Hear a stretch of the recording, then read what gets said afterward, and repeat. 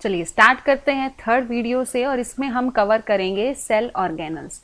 क्या क्या हैं जो हमारे सेल ऑर्गेनल्स में आते हैं? Endoplasmic reticulum, Golgi apparatus, lysosome, mitochondria, plastids और वैक्यूलस। ठीक है, चलिए सबसे पहले पढ़ते हैं एंडोप्लाज्मिक रेटिकुलम।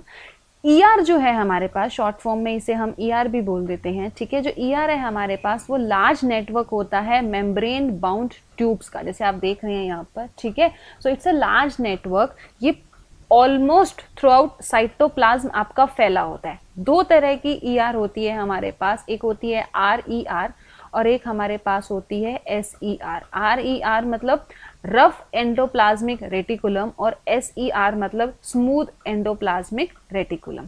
ये फंक्शन क्या है एंडोप्लाज्मिक रेटिकुलम का? ये क्या करती है? ये एक चैनल की तरह सर्व करती है। जो क्या करता है, ये चैनल ट्रांसपोर्ट करता है मटेरियल का। क्या करता है? ट्रांसपोर्ट करता है। कहाँ से कहाँ तक? हर रीजन में, वेरियस रीजन ऑफ साइटोप्लाज्म और बिटवीन द साइटोप्लाज्म और न्यूक्लियस। ये एक ट्रांसपोर्टर का काम करता है हमारे पास। Serves as a channel for the transport of materials between various region of the cytoplasm और बिटवीन द साइटोप्लाज्म और द न्यूक्लियस। जैसे अगर ये आपकी सेल है और यहाँ पर ये आपका साइटोप्लाज्म है, तो इस साइटोप्लाज्म में किसी भी मटेरियल की जो ट्रांसपोर्ट है वो किसकी हेल्प से होगी? ईआर की हेल्प से। या फिर साइटोप्लाज्म और न्यूक्लियस के बीच में जो भी ट्रांसपोर्ट है वो किसकी हेल्प से होगी? ईआर की हेल्प से। Function as a cytoplasmic framework, provide a surface for biochemical activities. ER आपको एक सरफेस प्रोवाइड करता है जहां पर हम बायोकेमिकल एक्टिविटीज को परफॉर्म कर सकते हैं। कैसे? आगे देखेंगे हम। मान लो हम बात करते हैं आरईआर की, रफ एंडोप्लाज्मिक रेटिकुलम की, तो ये हमारे पास अरेंज होता है फ्लैटेंड सैक्स की फॉर्म में। ठीक है, अब रफ क्यों बोलते हैं हम इसे? क्योंकि इसकी सरफेस पे राइबोसोम्स होते हैं। ठीक है, राइबोसोम क्या होते हैं? राइबोसोम वो साइट होती हैं जहां पर प्रोटीन सिंथेसिस परफॉर्म होती है। ठीक है, cells that specialize in secreting proteins have lots of rough ER.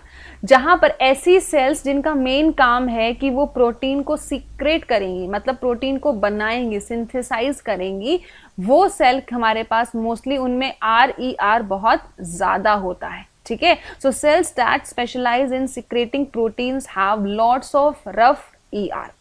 Next हमारे पास क्या है? एसईआर। एसईआर क्या है हमारे पास? इंटरकनेक्टेड ट्यूबल्स होते हैं इसमें हमारे पास।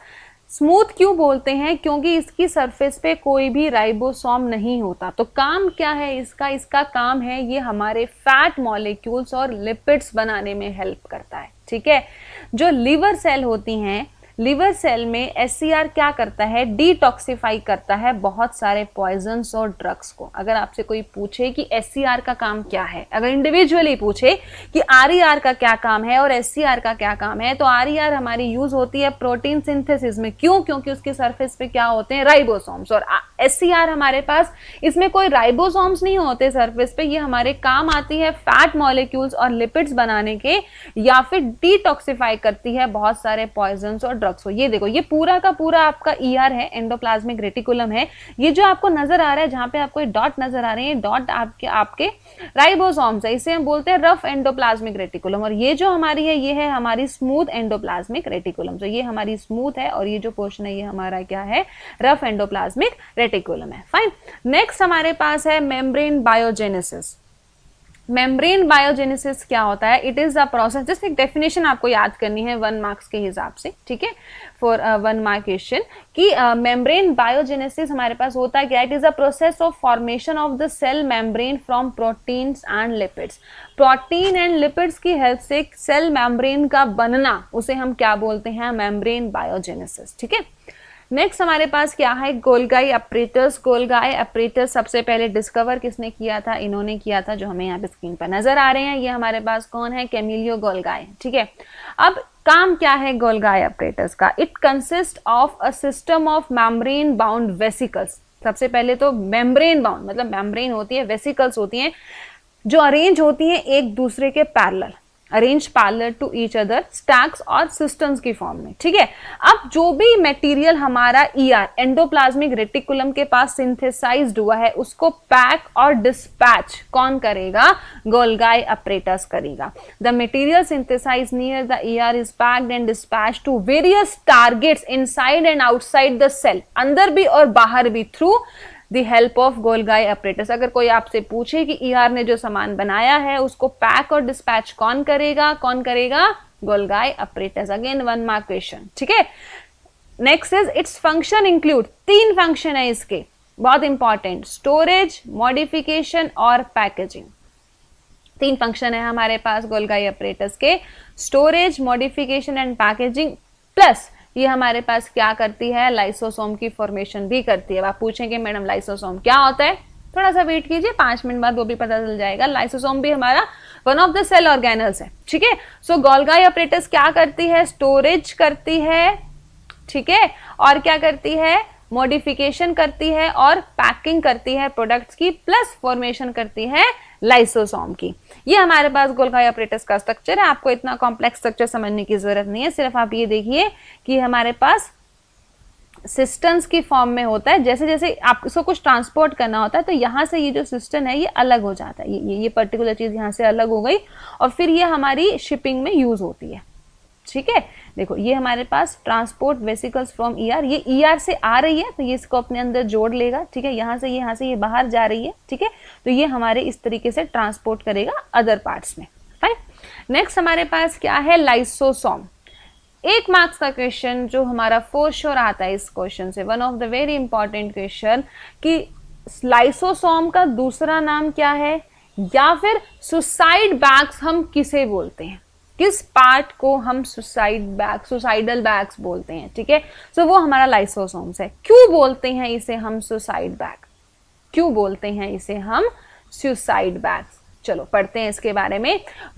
Waste disposal system of the cell, सबसे इंपॉर्टेंट चीज ये हमारे पास क्या है? वेस्ट डिस्पोजल सिस्टम, ठीक है। जितना भी वेस्ट है सेल का, जो उसने खाया, डाइजेस्ट करके जो वेस्ट निकालना है, जो फॉरेन मटेरियल है जो उसके काम का नहीं है, या कोई ऑर्गेनल ऐसा है जो वॉर्न आउट हो गया, ठीक है ना।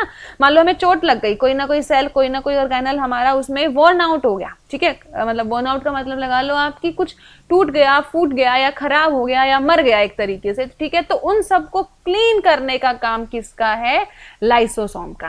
Keep the cell clean by digesting any foreign material as well as worn out cell organelles. ये क्या करता है? सबको खा लेता है, ठीक है। तो इसके अंदर क्या होता है? बहुत ही पावरफुल डाइजेस्टिव एंजाइम होता है जिसकी हेल्प से किसी भी ऑर्गेनिक मटेरियल को ब्रेक डाउन कर सकता है। ब्रेक डाउन करने का मतलब क्या? फिर कंज्यूम कर लेगा उसे, fine. So contain powerful digestive enzymes capable of breaking down all organic materials. अब क्या होता है? When the cell gets damage, एक सेल डैमेज हो गई, ठीक है, सो लाइसोसोम्स में break open and the enzyme digest their own cell. So कई बार क्या होता है? लाइसोसोम खुल जाता है, ठीक है, ब्रेक हो जाता है, ओपन हो जाता है, और इसके जो एंजाइम्स हैं वो बाहर निकल जाते हैं और वो क्या करते हैं? वो पूरे के पूरे सेल को डाइजेस्ट कर जाते हैं, पूरे के पूरे सेल को खा जाते हैं। तो इसलिए हम क्या बोलते हैं? इसे suicide bag of the cell भी बोलते हैं। 1 mark question, very important, fine. Next हमारे पास क्या है?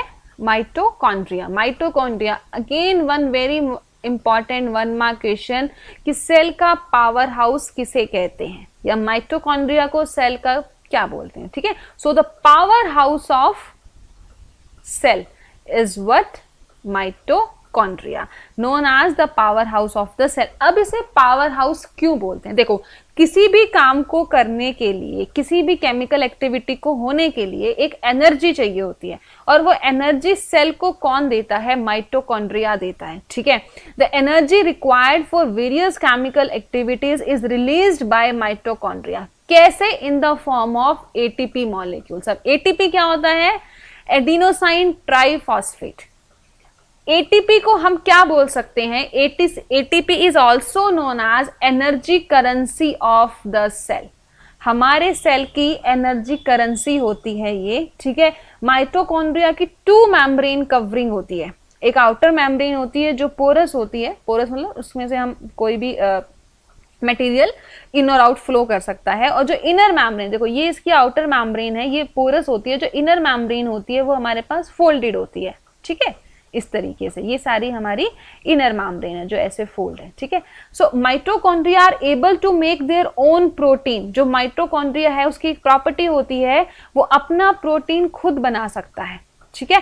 आज दे हैव, क्यों? क्योंकि उनके पास अपने खुद के डीएनए और राइबोसोम्स होते हैं। अब थोड़ा सा रिकॉल करने की कोशिश करो कि राइबोसोम इसके अलावा और किसके पास थे? इसके अलावा राइबोसोम हमारे पास थे रफ एंडोप्लाज्मिक रेटिकुलम में, है ना, जहां पे वो क्या करते हैं, प्रोटीन सिंथेसिस होती है। In the same way mitochondria के पास भी अपने खुद के डीएनए और राइबोसोम्स होते हैं। इसका मतलब वो अपना खुद का प्रोटीन बना सकती है। सेकेंड इंपॉर्टेंट चीज, जो माइटोकॉन्ड्रिया है वो हमारे पास क्या होता है, पावर हाउस ऑफ सेल होता है। नेक्स्ट है हमारे पास प्लास्टिड्स। प्लास्टिड्स सबसे पहली चीज, ये सिर्फ हमें किस में मिलता है, प्लांट सेल में। एनिमल सेल में ये हमारे पास नहीं होता, ठीक है।